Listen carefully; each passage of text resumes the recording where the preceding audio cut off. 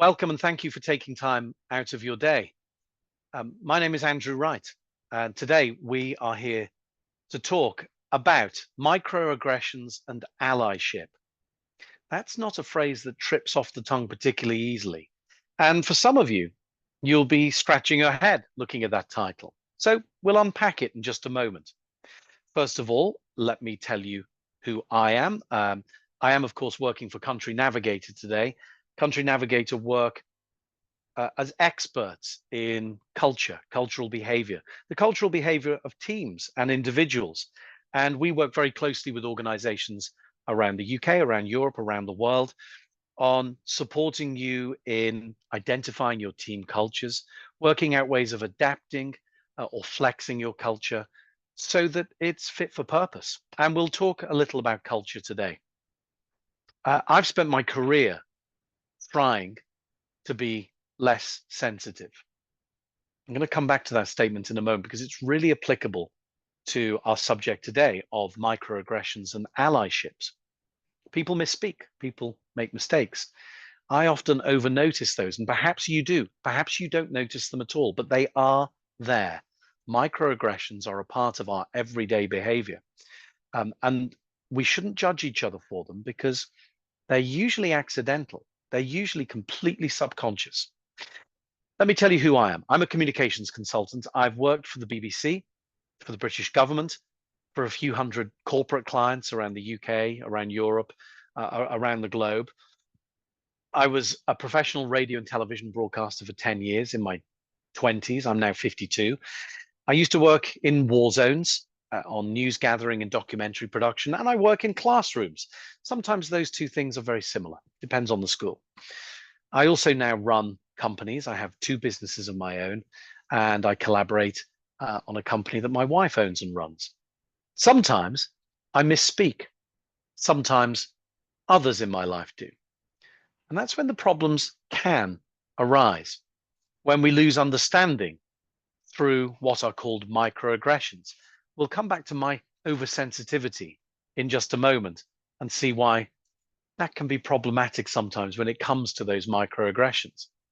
Let's start the conversation, though, by asking you in the room a question. Have you ever felt excluded in work, in your private life? Have you ever felt excluded from something? As you think about that, I'd like you to gently open the chat box. And I'd like you can give us a yes or a no if you don't want to give us any details. But I'd be really interested in hearing if you have been excluded in some way. And that's often just a very subtle feeling.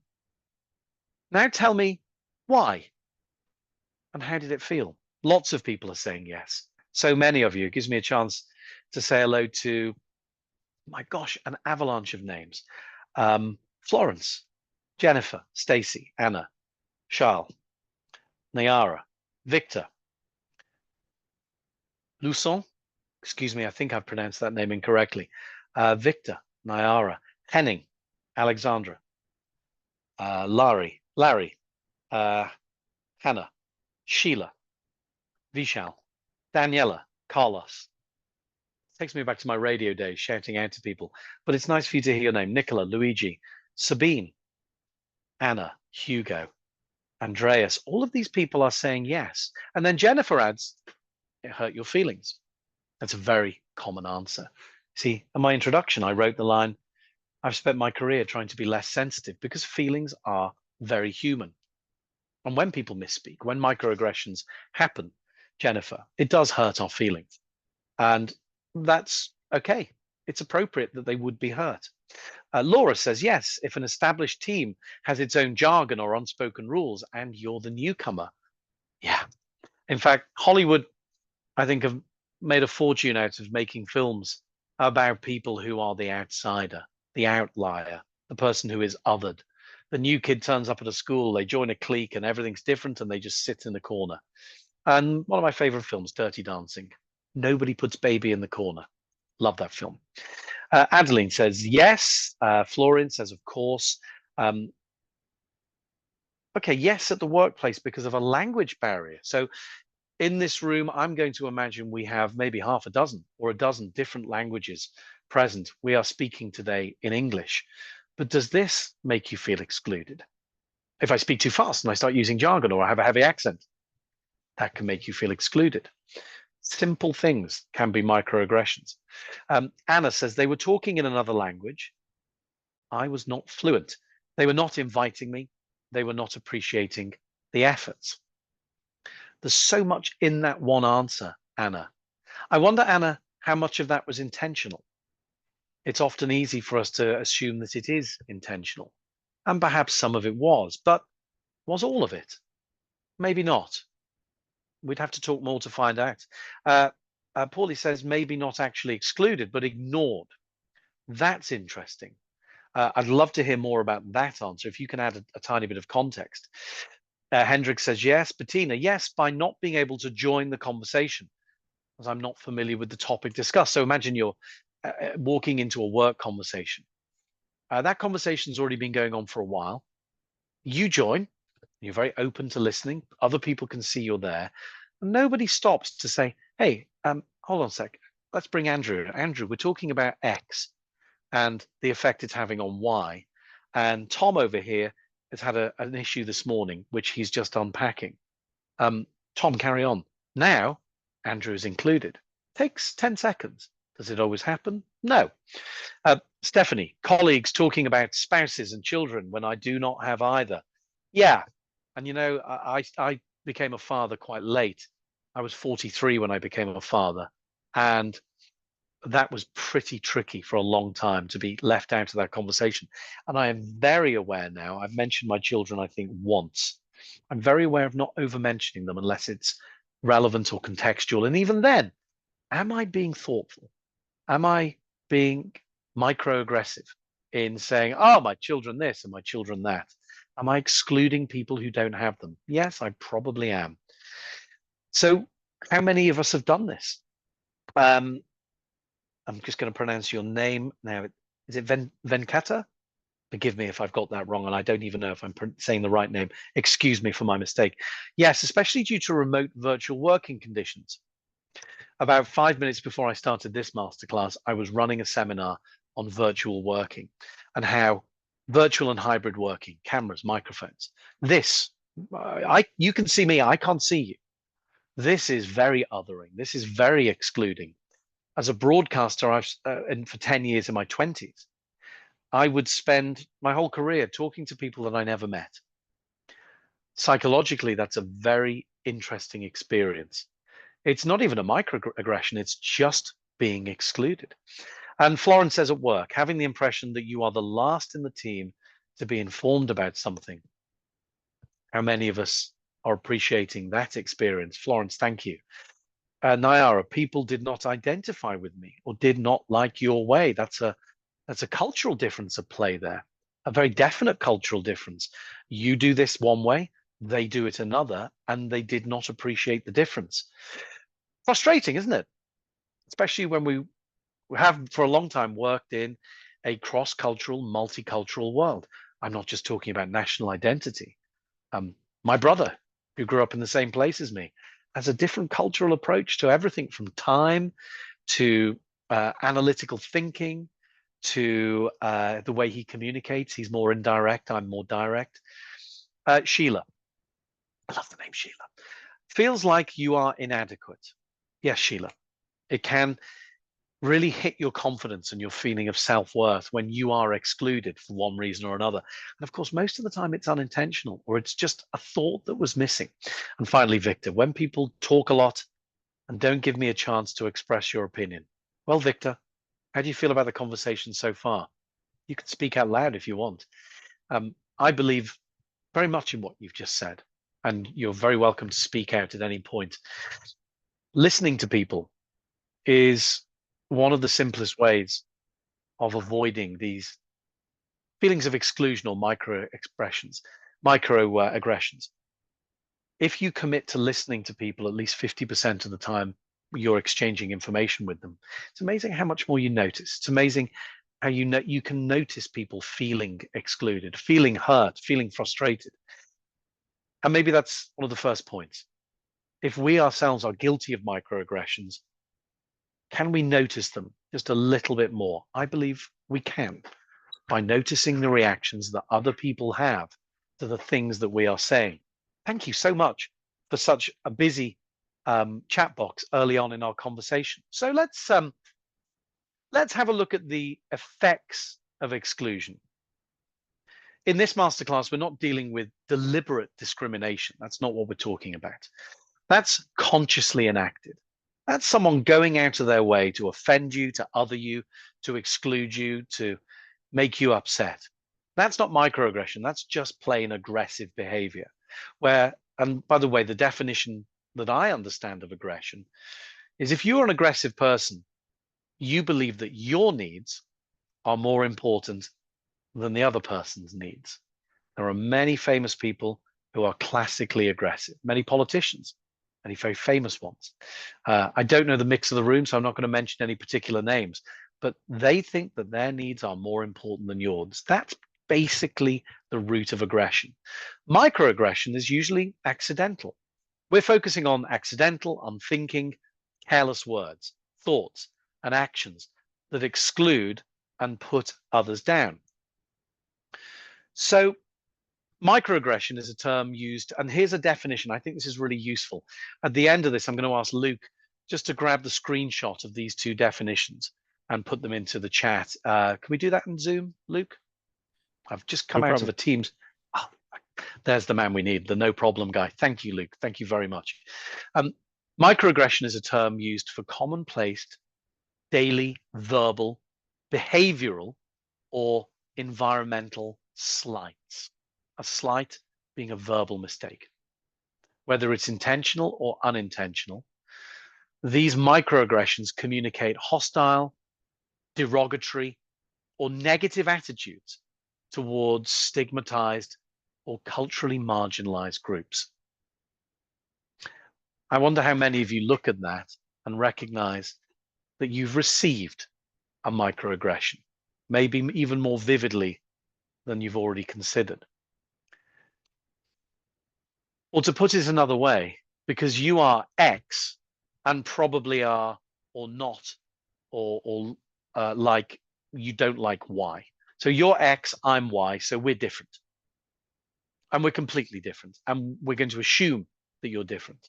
It might be the way you look, it might be where you're from, it might be your gender.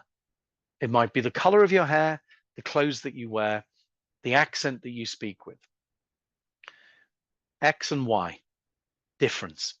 How much do we look at difference and accidentally make microaggression comments or verbalizations? So that definition, I think it can be really helpful. But let's drop that into chat so that we can keep that as a reference. So let's think about the impact of microaggressions. And again, the chat box is open for any of your comments or thoughts. I'm going to have some more specific questions for you in a moment. Luke's just dropped, if you click on the PNG file, you can download that definition and stick it on your desktop, just as a reminder after our masterclass today. So we're going to dive on to a mural board. Now, if you've never used Mural, it's a really good way of you sharing your ideas. Mural is basically a digital version of Post-it notes. I love Post-it notes. Not great for the planet, but I do love them. So we're going to go for some digital ones. Luke, if you could go ahead and drop the first mural link, please, into the chat box. And I'd invite you to click on that link. And that link is going to take you to a site called Mural. Sign in, give yourself a name, and go on to the page that has a whole bunch of orange Post-it notes. You can move around, you can click on them. I'm going to ask you to double click on a Post-it note and write your response to the following questions. It's actually going to be one question. So I'll wait till I see your mouse in there. Go in, give yourself a name, and we're looking at the impact. Luke, just confirm, we're looking at the impact of microaggressions mural. Is that what you're looking at? That one? I do Great. have that Okay. one, but if you have a different link, you can go ahead and share it. Andrew, it looks like I may have an old link here in the checklist. I'm going to go with the link. I'm just going to click on the link that you've shared because I didn't see Okay. anyone arriving. So I'm just going to dive in there. So as you're going in, I'm going to give myself the name Andrew. This thing always wants to give you the name of animals. There we go. So I'm in as well now. Brilliant. So what we want to do here is we want you to contribute the reasons that microaggressions affect other people. How do microaggressions affect the others around us? How does it make them feel? What's the impact on belonging? What's the impact on their inclusion in your team if they hear a microaggression? Maybe you're struggling to think about what a microaggression is, but a microaggression, and we will, okay, I've got a shared screen. A microaggression, going back to the definition, it's a term used about verbal or behavioral or environmental factors. And it's hostile, it's derogatory, it's negative towards stigmatized and culturally marginalized groups. Luke, I think you've shared the mural screen there. Thank you for that. Let's see what people are writing. So it can make the impact it can have is it can you can feel invalidated, demotivated, excluded, not worthy sometimes. You can feel left out, lovely phrase. Lonely. I used to work in the Falkland Islands, which is 8,000 miles away from the UK. It's often called Las Malvinas, and it's just off the coast of Argentina. And I worked there in a civilian job. I was there for 4 months. I think I spent the first week feeling excluded because they didn't have a really good onboarding process for people arriving. They were so engrossed in their job. I kind of turned up and they said, "There's your desk. Your first show is tomorrow." And I spent the first week feeling lonely. Most of the time, I felt lonely because one of you was saying earlier on about children. My boss had a wife and children. I was 21. I was 21 years old. The engineer was a member of a running club, so he went running every night. Never saw him. The other engineer lived 40 miles away and had a family. And then the volunteers were all members of military units. So they all had their friends. They all went home at the end of the day, and I sat there in the office feeling completely excluded. So that wasn't even a verbal microaggression. It was just a piece of behavior which excluded me. Dehumanized, disrupts connections, plays on insecurities. You can feel upset. I felt upset a lot. I'm not ashamed to say I cried myself to sleep a couple of nights from not feeling included. I was, a young guy then. Um, Offend and ruins connections. Absolutely. You can feel embarrassed if you're the recipient of a microaggression, which can erode confidence. It can even lead to anger, one of the worst emotions to experience in a workplace. If you don't have to have children to know that when children get upset, they are unable to listen. They can't hear what's going on. They shut down entirely. When you become aggressive, you limit your ability to understand what's going on around you because heightened emotion shuts down our perception, it shuts down our rationality, our objectivity, and it stops us from being able to communicate with any of those things. So these are great answers. Somebody's done the most amazing squiggle in there. Disrespect is another word that's popped up, and of course, a decrease in performance. So microaggressions clearly have a huge impact on our working life, on the environment we're working in. Luke, I'm going to ask you just to go ahead and unshare your screen so I can just grab the sharing back. Thank you very much. Let me get back into my slides. All right. So your browser is still running. You should still be able to complete, excuse me, share, complete your own post-it note and continue that conversation. All right. So let's move our conversation on.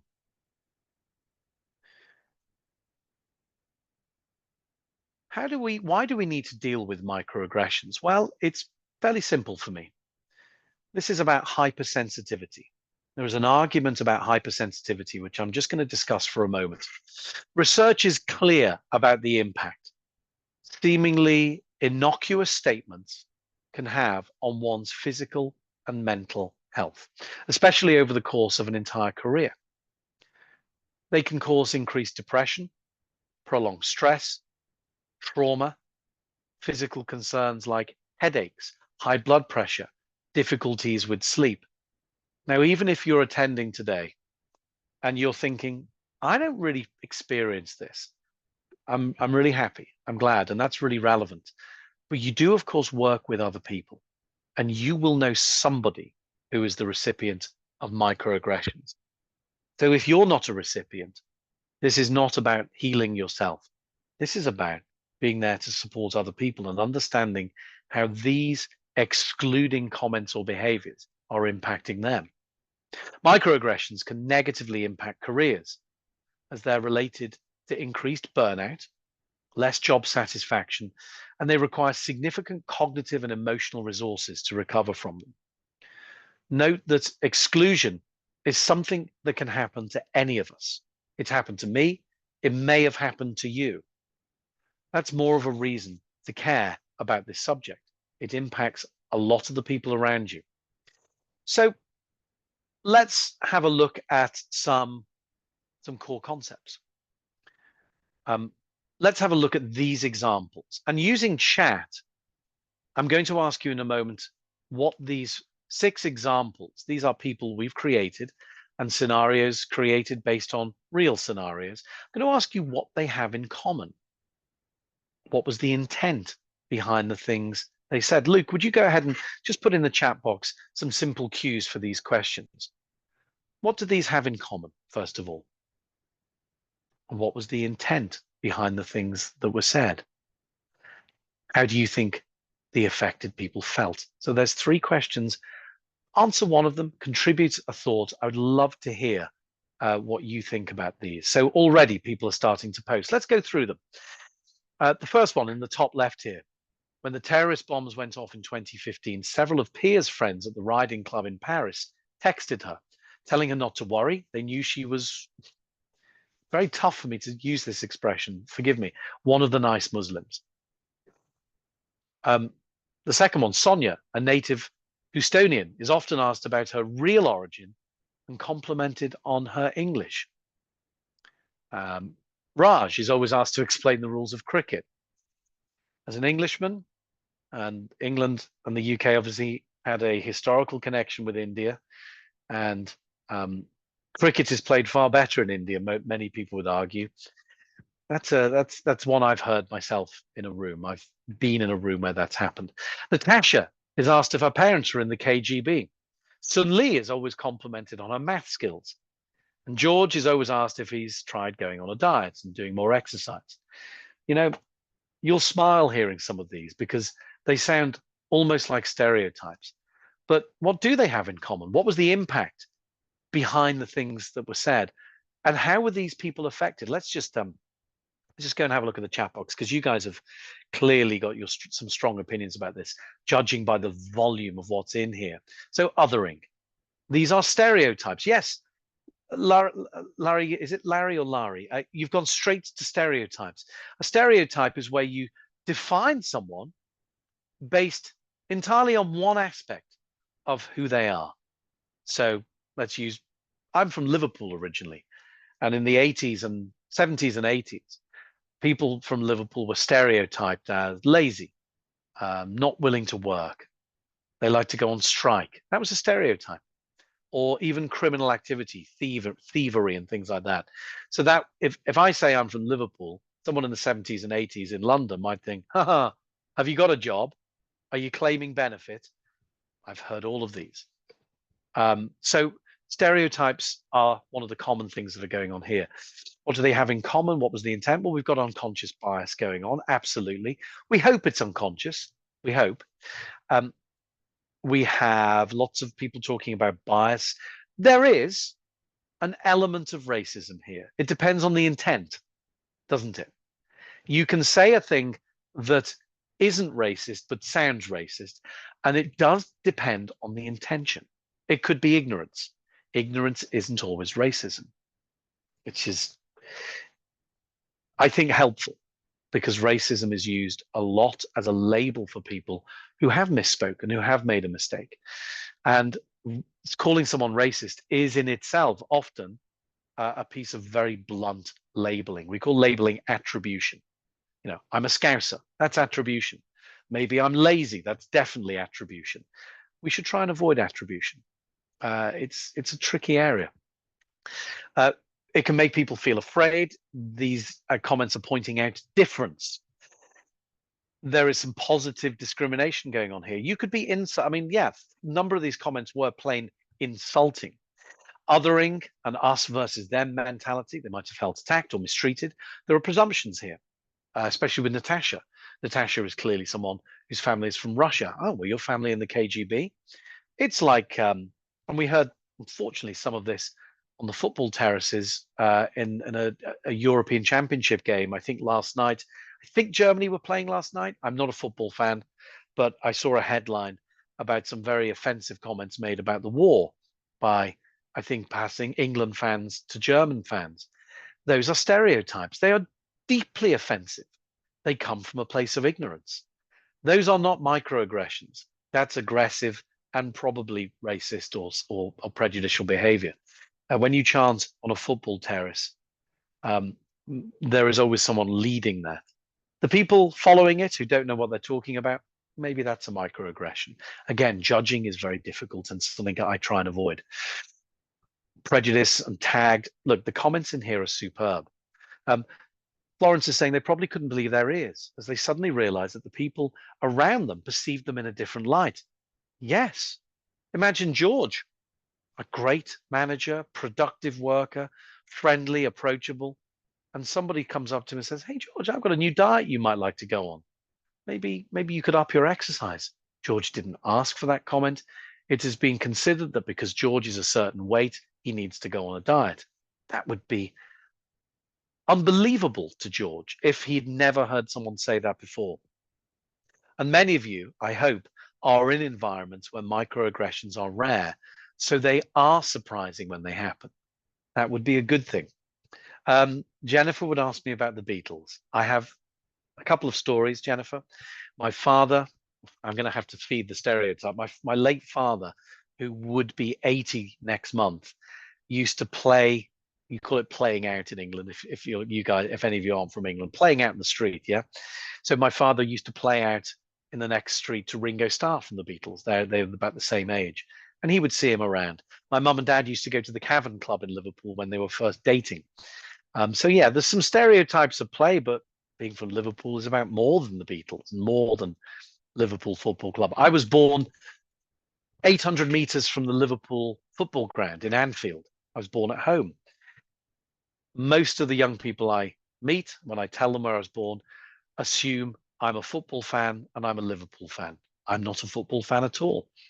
Stereotypes can be wildly off, even when they feel as if they are going to be definitely right. Sabine says it can be out of ignorance. Still a racist thing to say, yes. How we judge someone, I think, is important. Yes, it can fall into the category of racism.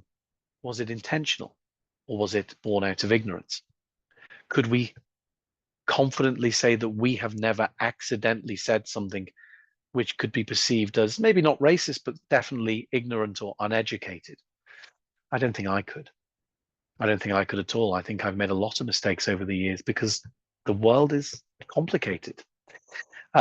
Alexandra, hi, Luke and Andrew. I think you are not sharing the final version of the PowerPoint for them. Oh, Alexandra, thank you.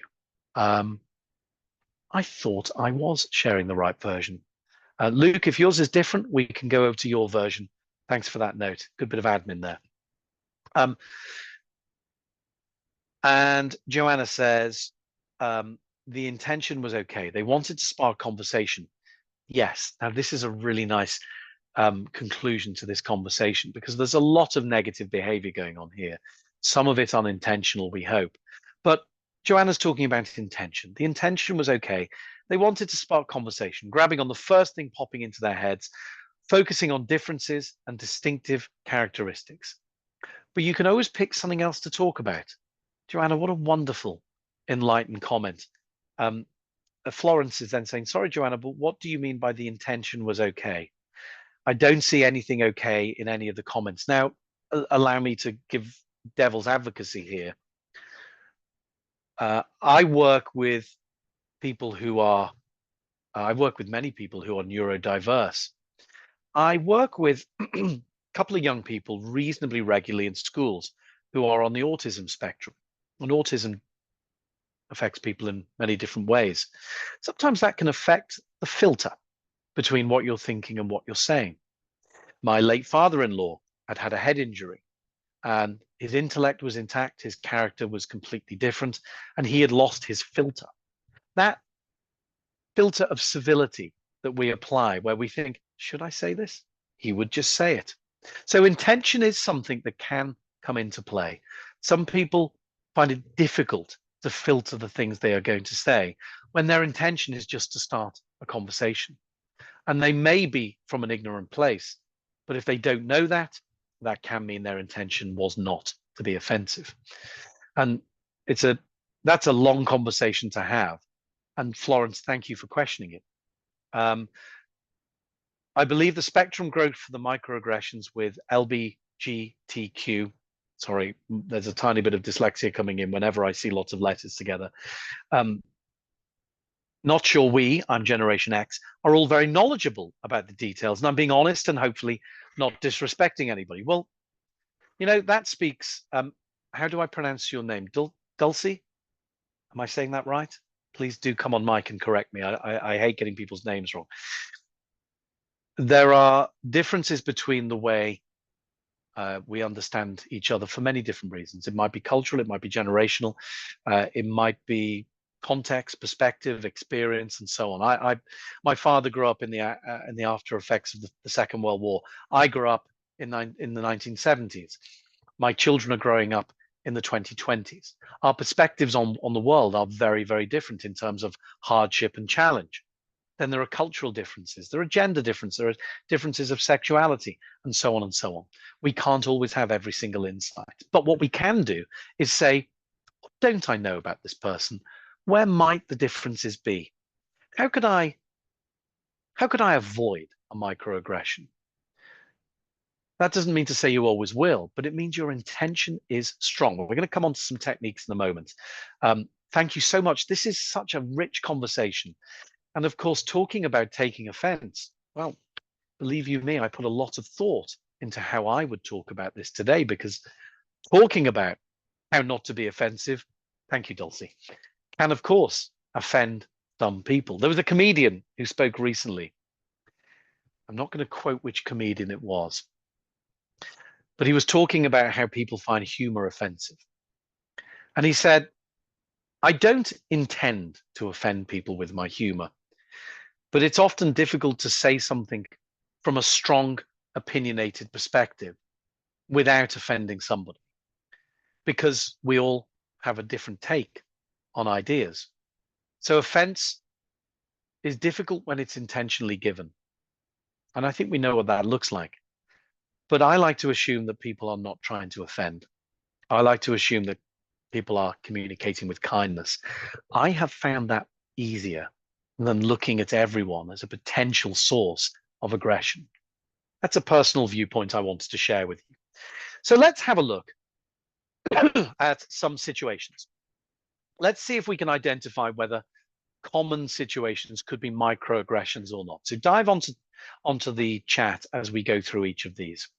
Let's walk through the situation and ask you to comment on what unintentional microaggressions there might be. Tell me why you think they might have happened and what they might be. So let's go for number one.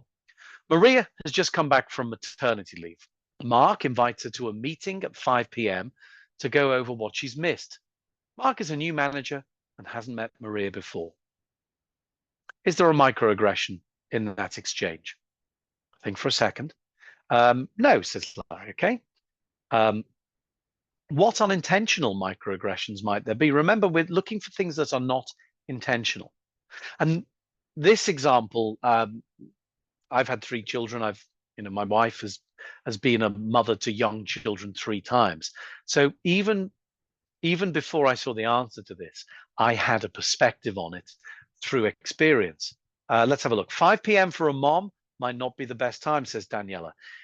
And that is the microaggression that's being expressed. Let's meet at 5 p.m. And at 5 p.m. with new mothers, certain things do happen. But Mark, Mark's not only a new manager, it may not even be a father, or he may not be a father who understands what happens at 5 p.m. So the intent was not to upset or other Maria, but it did happen anyway. A late meeting might cause issues with childcare, new mother, but a meeting at 5 p.m. is a big no. Okay, so we went from no, there isn't a microaggression here for number one to other perspectives saying, yes, there probably is. Let's go to number two. When she comes in, he immediately says, oh, you're not what I expected at all. This is the same scenario. You're surely far too young to be a mother. As Maria frowns, he continues, oh, just joking. Is there a microaggression here? So in number one, a meeting at 5 p.m. is a bad time for a new parent. Childcare providers may charge extra for a late pickup. What's going on in number two? In number two, talking about age may not be a good thing. After all, he didn't know if the child was planned, or he didn't know the cultural background of the person. He doesn't know the context of that pregnancy. Yes, we're getting a lot of yeses here. He doesn't know how old she even is. I often, excuse me, I have the back end of a cold. Do excuse me. I often tell people how old I am, especially when I work with young people, because I want to get it out in the open, because they're often 16, 17, 18. I'm 52. I lay it on the table. There is a huge age difference between us. And I'm very open about it because I'm trying to relate to the context of their life as students about to leave school. But I've once been judged by a client who thought I was much older than I was. Must have been a bad day. And it did make things kind of awkward. I generally don't talk about people's age because in my culture, that can be seen as quite rude. And also, what does it matter how old somebody is? I've met people who are 27 who have more experience in an area than I have of 52. So yeah, it can be irrelevant. Just looking through, the comments have all come in. Sabine, absolutely, it's none of his business. Joanna, it's supposed to be a compliment that she looks young, but it was badly delivered. Yes, there you go, Joanna. There's a really good example of someone, the intent is, oh, you're so young to be a mother. But the way it came across, the way it was communicated, ended up being slightly offensive. Daniela, sure is. Maternity is a personal issue with a lot of context behind it. Yeah, I know people who've had a bumpy journey to having babies and starting a family. They wanted to, and it was hard for them. They didn't invite it into their lives. Having a baby is a medical procedure. Do we talk to each other about our medical records? That's an interesting question. Anna, also making judgments of her looks when the manager asks about her origin. There's a big no-no, isn't there, around talking about someone's physical appearance? Again, because it can be a very personal issue. The intention, I don't think, was there, but the microaggression existed. You don't make such comments to a colleague you've just met. Luigi, of course, nobody can say when is the right moment to become a mother. Yeah, of course. Looking too young is not always a compliment. Well, yeah. I have a colleague at the moment who's in her late 20s. She's just become a manager within a large multinational organization, and she finds her young looking face a real problem because she is judged often for being too young to be able to manage someone twice her age. That's a really, really good point. Excuse me, I'm going to do something here. I'm going to switch over to a different version of this slide deck in a moment. So I'm just going to unshare, if you'll allow me an admin moment. Not the smoothest of things to do whilst delivering. I will just change slide decks. Bear with me and share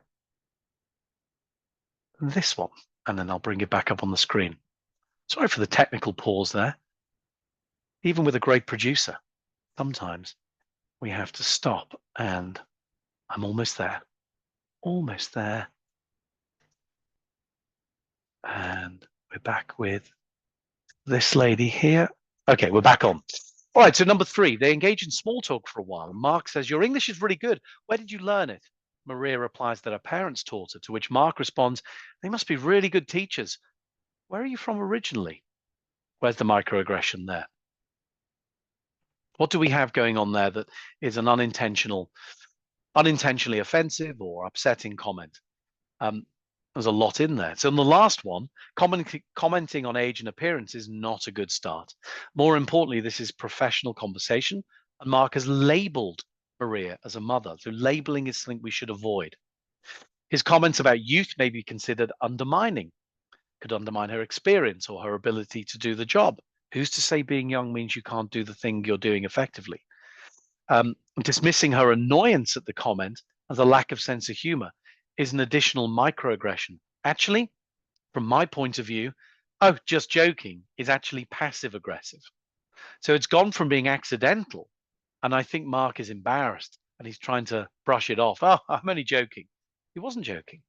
What should he do? We'll get to that in a moment. A couple of comments here. Who says English is not her first language? Of course, he assumes that her skin color doesn't belong to his country. Yeah, I live in a beautifully multicultural country. I was in a conversation recently with a client about use of voices on a radio network I work on. And that radio station wanted, this was actually a classic example of a microaggression conversation. This manager said to me, I want to make sure we're reflecting the ethnic diversity in the UK within the voices on our radio station. And I immediately saw what had happened. And I said, okay, what does that sound like to you? The answer was deeply offensive. Came from ignorance. It wasn't intended to be ignorant and offensive, but nonetheless was. Essentially, they had assumed that all the voices on the radio were white. And actually, I worked out about a quarter of the voices we were using were from classically non-white voices, but they sounded like me or anybody else. They'd assumed that a different ethnic originated voice would sound like the accent of the nation that ethnicity was rooted in. They used stereotyping. And I had to very gently walk them back through what they'd said to point out that assumption was very dangerous and often offensive to people. So in this one, let's see what Daniela said. I'm Mexican, and many times that I speak with someone from other country outside my job, they compliment my English and always look surprised. Yeah, that's tough, Daniela. Benya, will we learn how to respond to this kind of comment in this course? Bear with me. We're getting there. Absolutely. We're going to try and look at how to respond to those and also how to identify them. Thank you for that question, Svenja. Let's just quickly look at the final two areas. When they eventually talk about work, Mark says, well, as a new mother, we must make sure we don't overstress you. I'll just give you the small clients to look after for now. Eventually, Maria says she has to go home and leaves to make a decision about whether to change her job or not. Making an assumption based on stereotype of mothers, Mark is talking down to Maria. He's patronizing her. He's assuming that becoming a mother has made her less capable. He's removed agency from her, making a decision for her based on his assumption. This exchange is full of microaggressions, most of them unintentional. Can we forgive them? I hope so. Let's look at the intention and also consider that Mark may not have had a conversation like we're having today. He may be unaware of how offensive his comments are. Our first reaction is often to be angry and to judge. And if you've heard this a lot, that's understandable. But I think the first thing we can do is understand that often these are comments born in ignorance and they are not intended to offend people. Doesn't make you feel better, but it helps you to understand the intent. Final comment from Florence. She might see it more as her capabilities being doubted due to her skin color. Yes, that could be one of the things that Maria perceives, or she could perceive her abilities are being doubted because she's now a mother. And my wife has been through that situation as a mother of three. So is it okay to ask someone where they're from, or to compliment someone, or to tell jokes, to ask someone about someone's home life? Is it okay to make adjustments to workload based on their situation? Our goal should be to include and to value everybody.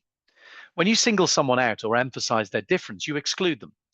But you can do the same. You can do the same way includes and builds them up. You can build somebody up using a question or a compliment or a comment. Taking an interest in a person because they're a colleague, looking for common ground and shared experiences, small talk basically, can all be positive. We can take a lot from how people talk about themselves. If they don't offer conversation about their personal life and others are sharing, they're probably not open to being asked. They may be more private. If they talk about where they're from, they're probably comfortable being asked more. So it's about looking, listening, and observing the person who you want to talk to. What can we ask that's safe? That's a good question. When you ask someone a question, for example, where you're from, whatever it is, if it makes someone feel different, it's a microaggression, whether or not the person accepts it as a compliment of face value. This isn't about making people feel guilty about asking where someone's from. I don't want you to feel guilty for asking that question. It's about why you're asking and how you respond to their answer. Now, what can we ask people that puts us in a safe position? So instead of saying in a small talk conversation, where are you from? We could instead ask, well, where do you live at the moment? Where do you live is just a geographical inquiry about, how long does it take them to get to work? How far have they had to travel? What other questions could we ask somebody that avoid these microaggression bear pits? As you do that, let me just share a couple of comments here. Anna, also fear of thinking she'll be pushed out of the labor market because she's a mother. Yes. My wife lost her job because she was a mother. She ran a rowing club and she couldn't go back. She just couldn't make it work. Sabine, in 2024, with this topic being so much discussed, can one still hide behind ignorance? Sabine, I can't speak for everybody. I can only speak from my experience, but I do know people who genuinely ask things and it is genuine ignorance at play. They are not intending to be aggressive. And that's about how well people are educated and informed and about their experience. And you might assume that in the communication age, where every piece of information is available, that people would be more aware, but many are not. And forgiveness is important. From my experience, it's important to forgive people when they do these things. We can address it. We'll come to that in a moment. The guy maybe is trying to be empathetic. Yes, he may well be, and the intention may be good. Florence says there are multiple ways of finding out where someone is from, starting from first asking where someone did their studies. Perhaps, yes. Perhaps that is appropriate. Of course, if the person seems reticent to share, then we back off from that line of inquiry. Privacy is something for us to value and respect. It's a bit difficult to be understanding when being at the receiving end on many occasions. Florence, yes, it is. And understanding, I've been working in communication for 30 years. I was bullied as a child. I didn't fit in the first 10 years of my career. It took me a long time to work out who I was, how I fit in with the world. I've felt isolated and othered and excluded on many occasions for my own personal reasons. As I've got older, I've recognized that being angry at it wasn't helping. And I had to start to learn to forgive people for their microaggressions, for their mistakes. That's really hard to do. Every day it's hard. But for me, it promotes the idea that I should say, I wonder why they got that wrong. I wonder why they're constantly making the same mistake when it comes to asking me questions or commenting on something. And that I find very helpful because it builds insight. So we can ask safer questions like, where do you live? Or how far did you travel today? Where do you work? How was your day? As a coach, my favorite question to someone is, how are things? What's going on with you? In coaching sessions, I keep things really open and I'll often say, what's on your mind? That's a more trusting question, but keeping questions very light, listening with great detail to the answers, that's a good cue as to what the next appropriate question should be. Listen to what people say and let that be the cue to conversation with someone whose context you don't know. So, oh, look at this. This looks like an interesting post. Microaggressions are here to stay and we can't just make them disappear. Yeah, we can't. We can't make them disappear. He has two options. Have this type of conversations to learn and promote how to treat each other better, or understand that we can't control others. But we do control if we take the offense or not. Have a great day. Thank you. Yeah, and that's difficult for people who are constantly offended by this. But that's an interesting perspective. And this post here says, I know at work most team members are mothers. I know they always say I'm the only one who may attend certain events because I do not have a child. And that is exclusion. And perhaps there's something we can do in terms of addressing that. Let me just move forward. It isn't easy. This is not easy. Changing a bad habit is much harder than starting a new habit. Changing an accidental bad habit is even harder. The only way you'll make a difference is if you want to change and commit to it. Overcoming microaggressions is much like, well, something I did how long ago? 25 years ago, I gave up smoking. It required willpower and a conscious effort on my part. I remember it was hard. I had to want to do it. And like giving up smoking, the end result is worth it. You have to want to reduce and minimize your impact on other people through microaggressions. Inclusive workplaces are better for your mental well-being. When you have more equitable relationships with co-workers, you're more content and engaged in your work and you get more done. There's a direct link between low inclusion and poor mental health. So this is a worthwhile effort to pursue. Now, there are 3 practical actions we can take. I'm going to go through the 3 A's: apologize, be active, and amplify. So, there's a couple of notes here. Stacy, approaching conversations with an assumption of good intent supports regulating our perceptions and opens the door to point out to others when we do feel that a comment was inappropriate or not. I think we can all be empowered and teach others. You know, that's interesting. If you are approaching a conversation with good intent, it normally means you're more open to listening, observing, noticing, and apologizing if necessary. A positive intention does lead to a lot of positive behaviors. What a great post, Stacey. Thank you.